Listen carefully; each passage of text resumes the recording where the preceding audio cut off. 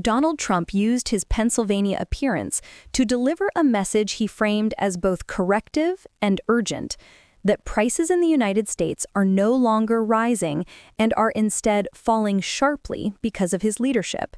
He spoke to an energized audience, telling them that the reported concerns about affordability are not the result of economic trends, but of political distortion. His comments came even as recently published U.S. statistics showed inflation gaining momentum again in September. The numbers indicate that prices have been accelerating in several key categories, yet Trump insisted the reality on the ground is different, and that he alone is being honest about it. As he addressed the crowd, he shifted quickly from economic commentary to political confrontation. He insisted that his critics were deliberately misleading the public, particularly by using the word affordability to describe ongoing economic difficulties. He called those critics dishonest and accused them of using a single word repeatedly to create the impression that the cost of living remains unbearable under his presidency. At the center of the speech, he delivered a line that captured his entire argument. He said, "We're dealing with dishonest people, and the word affordability means exactly the same thing. I can't talk about a scam when it comes to affordability because I recognize that the prices were too high. I can't talk about a scam because they would interpret that in a way that they use the word affordability, and that's their only word. They say affordability, and everyone says, oh, that must mean Trump has high prices. No, our prices are coming down tremendously from the highest prices in the history of our country." He repeated the phrase with emphasis, using the cadence and certainty that have long been hallmarks of his political communication. For Trump, challenging the word affordability was a way of reframing the economic conversation entirely. By acknowledging that prices were once too high, he cast himself as someone grounded in reality rather than in political spin. At the same time, he insisted that the direction of prices had reversed dramatically and that his policies were producing relief, a relief he claimed Americans were already starting to feel. The contrast between Trump's message and the government's inflation data is stark. Official statistics indicate that inflation had risen again in September, pushed higher by increases in housing, food, and energy costs. These categories typically weigh heavily on household budgets, affecting millions of families. Despite this, Trump's message did not waver. He portrayed the worsening inflation numbers as irrelevant or misleading, focusing instead on asserting that the trend was headed downward thanks to his administration's actions. He positioned the debate not as one between competing economic evidence, but as one between truth-telling and political deception. According to him, critics rely on the word affordability because it is vague, emotionally charged, and easy to weaponize. He argued that they repeat the term not because it reflects economic conditions, but because it creates a negative association with his presidency. Trump insisted that those critics want voters to believe he is responsible for historically high prices, and that any claim of improvement must be rejected because it contradicts their political aims. The dynamic he described aims to frame the opposition as engaging in rhetorical manipulation rather than addressing the facts. But the numbers showing inflation rising stand in contrast to his claim that prices are dropping tremendously. This tension is part of a wider debate about how political leaders describe economic realities and how voters interpret them.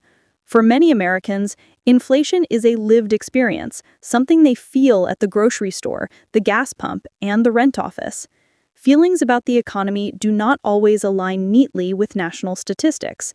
Politicians often use that gap to their advantage, emphasizing narratives that resonate emotionally even when the technical data points point in a different direction. Trump's approach taps directly into that space. By telling supporters that prices are coming down, even in the face of government reports showing the opposite, he creates an alternate storyline grounded in trust, perception, and repetition. Supporters who already distrust official institutions may find his argument persuasive. If they perceive any relief at all in day-to-day spending, they may credit him. If they do not, they may still believe him when he says that critics are exaggerating or manipulating the issue to damage him politically.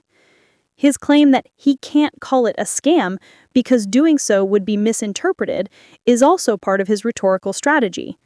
He often avoids certain labels while implying the underlying accusation. By saying he can't call it an affordability hoax because critics would twist the meaning, he reinforces the idea that opponents are waiting to distort anything he says. This positions him as a leader who must navigate dishonesty at every turn, strengthening his appeal among those who see him as battling not only political rivals, but entire systems aligned against him. The broader political stakes are substantial. Inflation remains one of the most potent political issues in America. Both parties know that voters routinely judge presidents based on economic conditions, particularly changes in prices. Trump's decision to declare that prices are dramatically falling, despite recent inflation spikes, suggests an intentional effort to seize control of the narrative before opponents can define it for him. His message to voters is that economic relief is not just possible, but already underway, and that anyone claiming otherwise is doing so for political gain. This framing also allows Trump to present himself as the only figure acknowledging the truth. He positions critics as dishonest and the public as victims of misleading language. His supporters, hearing this, are encouraged to trust him over economic data or expert analysis. This form of messaging, which prioritizes personal credibility over statistical trends, fits within the broader communication style Trump has used throughout his political career. When data is unfavorable, he often challenges its legitimacy. When critics highlight negative trends, he reframes them as political attacks. The economic debate Trump is shaping also reflects a deeper challenge within American political culture: the widening divide between empirical measurement and political storytelling. Inflation is a quantifiable phenomenon. It is tracked, measured, and updated monthly. But public perception of the economy is influenced by far more than government reports. It is shaped by trust, political identity, personal financial experience, and the voices that dominate public debate. Trump understands this and uses it to his advantage, turning a technical issue into an emotional and political one. He portrays himself as the protector of the public against misleading narratives, insisting that critics rely on repetitive language rather than substance. By saying they only use the word affordability, he suggests that their argument lacks depth and is part of a coordinated strategy to create a false impression. For his supporters, this reinforces the belief that the opposition operates through slogans rather than solutions. Yet the suggestion that prices are falling dramatically remains unaligned with the government's latest data. Economists argue that inflation cycles cannot be reversed overnight, and claiming significant declines without evidence risks misleading the public. But Trump's message focuses less on the technical economic process and more on the psychological reassurance he wants voters to feel.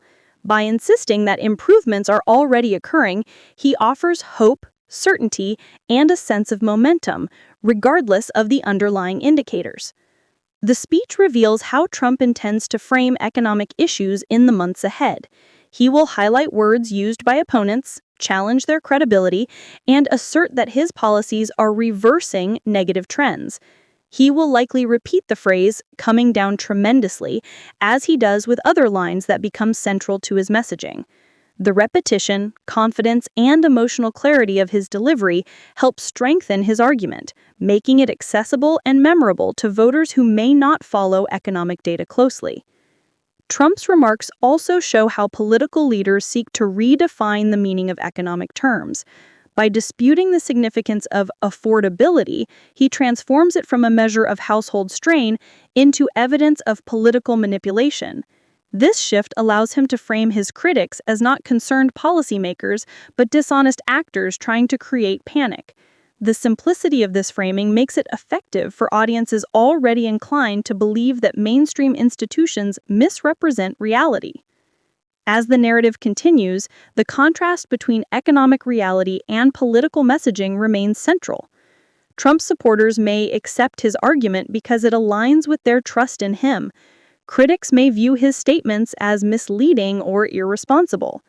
The national debate over affordability will continue to be shaped by these competing interpretations, influenced not just by data, but by rhetoric and political loyalty.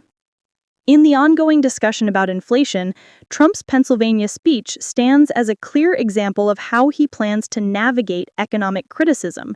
He will reject negative statistics, challenge the motives of those citing them, and insist that his leadership is driving meaningful change.